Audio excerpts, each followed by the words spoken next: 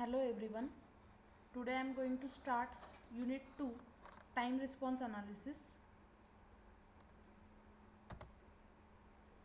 In time domain analysis, there are two sectors. First one is transient response and second one is steady state response. We have a system that are having one input and one output. Input is nothing but R of S and output is nothing but C of S. By seeing this diagram, everyone should know or everyone can understand easily what is transient response and what is steady state response. Here R of S, it is nothing but R of S is nothing but input, and we by this diagram we are understanding what is transient response and steady state response. Transient response means whenever we apply or give going to give input to a particular system at that time, that's how that system are going to behave at the output end. It is nothing but a transient response. It means output. Transient response means output, initially how it behaves, initially nature of response, that is nothing but a transient response. It deals with transient response, it deals with initial response of system. If we have to calculate transient response of a system, we have to consider the order, and the transient response are concerned with closed loop system. And steady state response, it means T tends to infinity. T tends to infinity, it means it deals with error. Steady state response deals with error. If we have to calculate steady state error of a system, at that time we have to consider type of a system, and it concerns with open loop control system. There is difference between, here this line is the input and this is the output.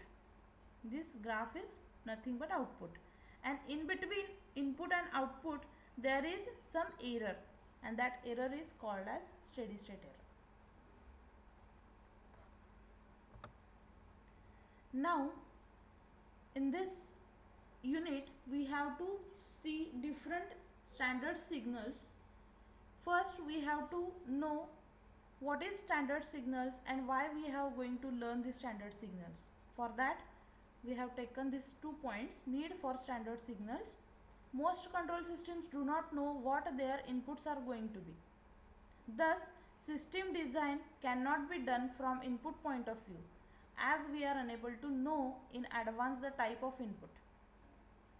Example, when a radar tracks on enemy plane, the nature of the enemy plane's variation in random. Thus, from such type of inputs, we can expect the system in general to get an input which may, first one is sudden change. It is nothing but step voltage or step input. Second one is momentary shocks. It is nothing but impulse input. Third one is constant velocity. It is nothing but ramp input signal. And fourth one is constant acceleration. It is nothing but a parabolic input. Then time response analysis. We can analyze the response of the control system in both the time domain and frequency domain. We will discuss frequency response analysis of control system in later chapters. Let us now discuss about the time response analysis of control system. What is time response? If output of a control system for an input varies with respect to time, then it is called as time response of the control system. Time response of control system consists of 2 parts. First one is transient response and second one is steady state response. What is time response? The response of control system in time domain is shown in the following figure. Here output are in initial condition, and here that output are going to same, or we are getting this here input and output same. It is nothing but zero error, and it is called as steady state error. it means transient response deals with initial condition of output, and steady state, it means we are getting zero error. It means there is no difference between input and output. It means there is no error present in that time response. What is time response? Here both the transient and steady states are indicated in figure. The responses corresponding to these states are known as transient and steady state responses. Mathematically we can write the time response C of t as C of t is equal to CTR plus CSS of t, where CTR is a transient response and CSS is the steady state response. Transient response, first one is transient response. After applying input to control system, output takes certain time to reach steady state. So the output will be in transient state till it goes to a steady state. Therefore, the response of control system during the transient state is known as transient response. The transient response will be 0 for large values of t. Ideally, this value of t is infinity and practically it is a 5 times constant. Mathematically, we can write it is limit t tends to infinity, CTR of t is equal to 0. Steady state response, the part of the time response that remains even after the transient response has 0 value for large values of t is known as steady state response. This means the transient response will be 0 even during the steady state. Example, let us find the transient and steady state terms of the time response of control system. C of t is equal to 10 plus phi e raised to minus t.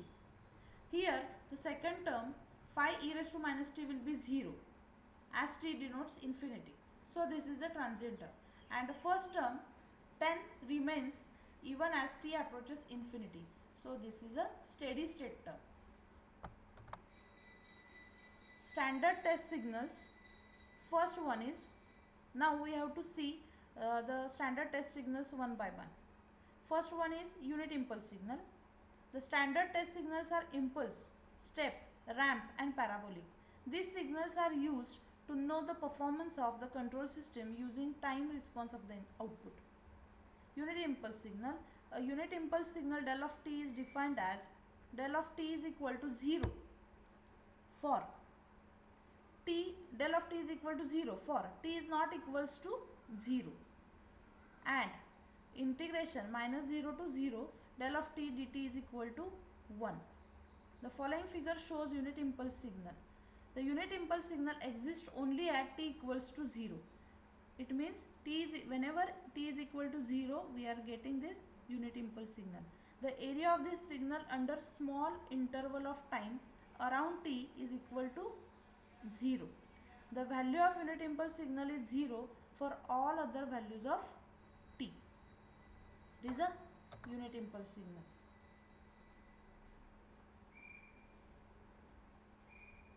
Now, second one is unit step signal.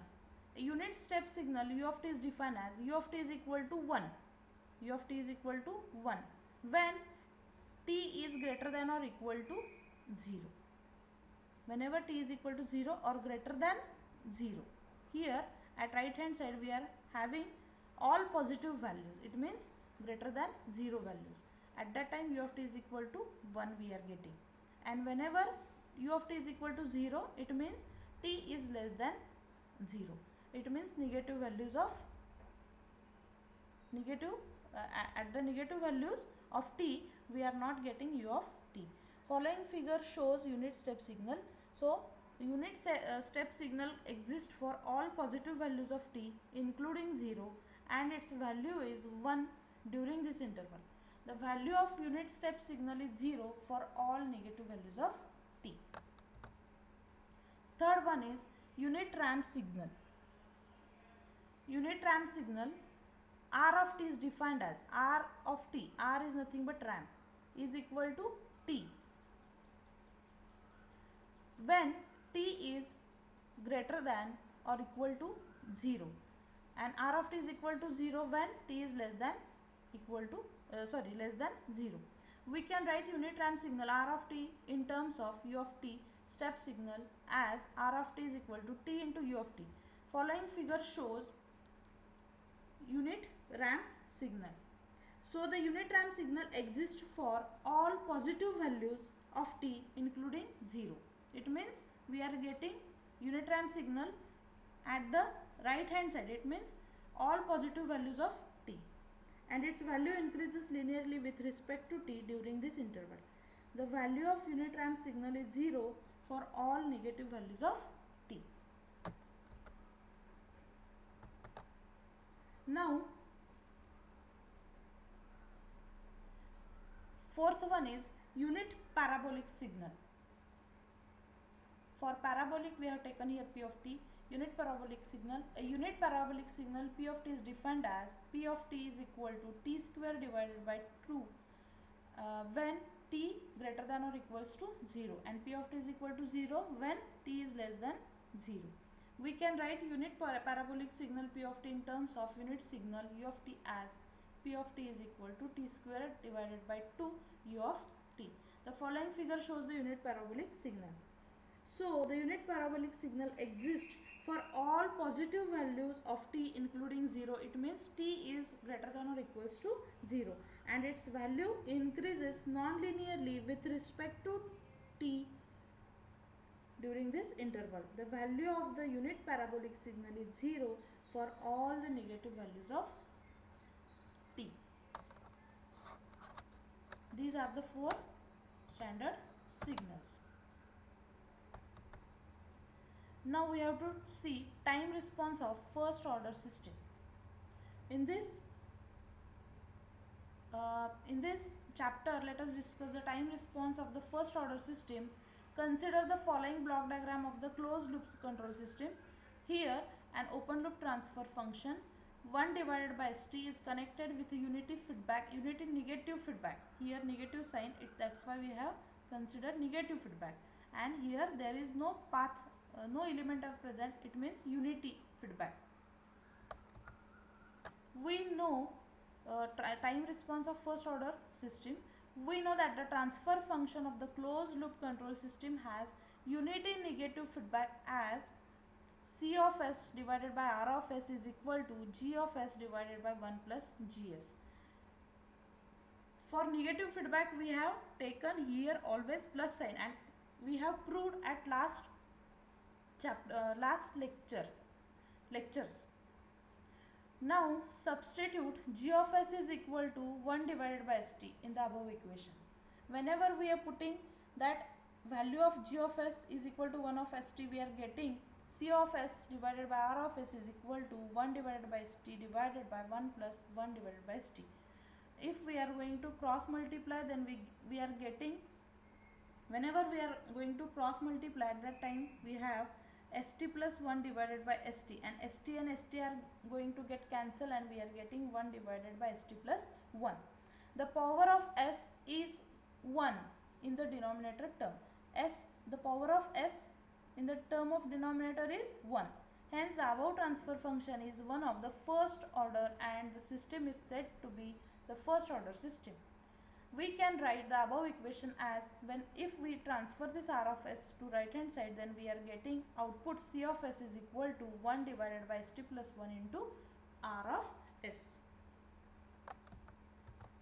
Here C of s is the Laplace transform of the output signal C of t. R of s is the Laplace transform of the input signal R of t, and t is a time constant. This t is nothing but a time constant. Follow these steps to get the response output of the first order system in the time domain. First one is, take the Laplace transform of input signal R of t. Consider the equation C of s is equal to 1 divided by st plus 1. Substitute R of s value in the above equation. Do partial fractions of C of s if required, and apply inverse Laplace transform to C of s. Thank you.